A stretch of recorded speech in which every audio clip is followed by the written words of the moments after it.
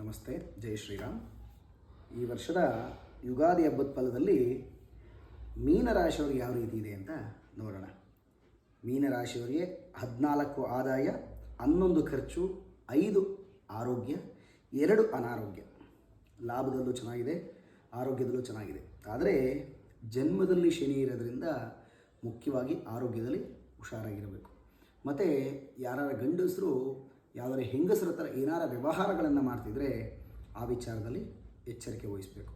ಮತ್ತು ಜೊತೆಗೆ ಯಾವುದೇ ಒಂದು ಹೊಸ ಇನ್ವೆಸ್ಟ್ಮೆಂಟ್ ಮಾಡಬೇಕಾದ್ರೂ ಅಷ್ಟೇ ಸದ್ಯಕ್ಕೆ ಮಾಡೋಕ್ಕೆ ಹೋಗ್ಬಿಡಿ. ಇನ್ನು 1.5 ವರ್ಷ ಅದನ್ನು ಮುಂದಕ್ಕೆ ತಳ್ಳಿ.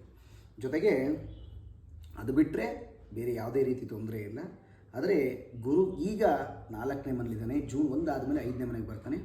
ಒಳ್ಳೆಯ ಶುಭ ಫಲವನ್ನು ಕೊಡ್ತಾನೆ. ಯಾಕೆಂದರೆ 5ನೇ ಮನೆಗೆ ಬಂದಮೇಲೆ ಲಗ್ನ ನೋಡ್ತಾನೆ. ಲಗ್ನ ನೋಡೋದ್ರಿಂದ ನಿಮಗೆ ಯಾವುದೇ ಶನಿ ದೃಷ್ಟಿಗಳಿದ್ದರೂ, ಶನಿಯಿಂದ ನಿಮಗೆ ಏನೇ ತೊಂದರೆಗಳಾಗಬೇಕಾದ್ರೂ ಯಾವುದಾದ್ರು ಒಬ್ಬರು ಗುರುಗಳಿಂದ ನಿಮಗೆ ಆ ದೋಷಗಳು ಪರಿಹಾರ ಆಗ್ತಾ ಬರುತ್ತೆ. ಅದರ ಜೊತೆಗೆ ಗುರುವಿನ ಆರಾಧನೆ ಮಾಡಿ, ಅಂದರೆ ರಾಯರ ಮಠಕ್ಕಾದರೂ ಸರಿ ಅಥವಾ ದಕ್ಷಿಣಾಮೂರ್ತಿ ಮಂದಿರಕ್ಕಾದರೂ ಸರಿ ಹೋಗಿ ಒಂದು ತುಪ್ಪದ ದೀಪವನ್ನು ಹಚ್ಚಿ, ಸಾಧ್ಯವಾದಷ್ಟು ಕರಿ ಎಳ್ಳನ್ನ ದಾನವನ್ನಾಗಿ ಕೊಡಿ. ಅಥವಾ ಯಾರು ಕರಿ ಎಳ್ಳನ್ನ ತಗೊಳ್ಳಲ್ಲ ಅಂತಂದರೆ ನೀವು ಯಾವ್ದಾರ ಹರೇ ನೀರು ಹತ್ರ ಹೋದಾಗ ಕರಿ ಎಳ್ಳನ್ನ ಮೀನುಗಳಿಗೆ ಹಾಕಿ, ಆವಾಗ ಆ ದೋಷಗಳು ಪರಿಹಾರ ಆಯಿತು. ಜೊತೆಗೆ ಆಂಜನೇಯನಿಗೆ ತುಳಸಿ ಅರ್ಚನೆ, ವೀಳ್ಯದೆಲೆ ಹಾರವನ್ನು ಹಾಕಿ, ಅದರಲ್ಲೂ ಅಷ್ಟೇ ನಿಮಗೆ ಜನ್ಮಶನಿ ಕಾಟ ದೋಷ ಪರಿಹಾರ ಆಗುತ್ತೆ. ಅದು ಬಿಟ್ಟರೆ ಬೇರೆ ಏನೂ ತೊಂದರೆ ಇಲ್ಲ.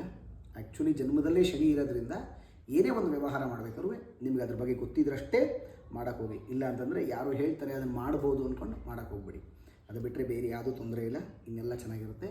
ಸ್ವಲ್ಪ ಮಾನಸಿಕವಾಗಿ ಚಿಂತೆಗಳಿರುತ್ತೆ. ಏಕೆಂತಂದರೆ 8ನೇ ಮನೇಲಿ ಚಂದ್ರ ಇರೋದ್ರಿಂದ ಸಣ್ಣ ಪುಟ್ಟ ಮನಸ್ತಾಪಗಳು, ಮನಸ್ಸಿಗೆ ನೆಮ್ಮದಿ ಇಲ್ಲದಿರೋಂಥದ್ದು ಮಧ್ಯೆ ಆಗ್ತಾ ಇರುತ್ತೆ.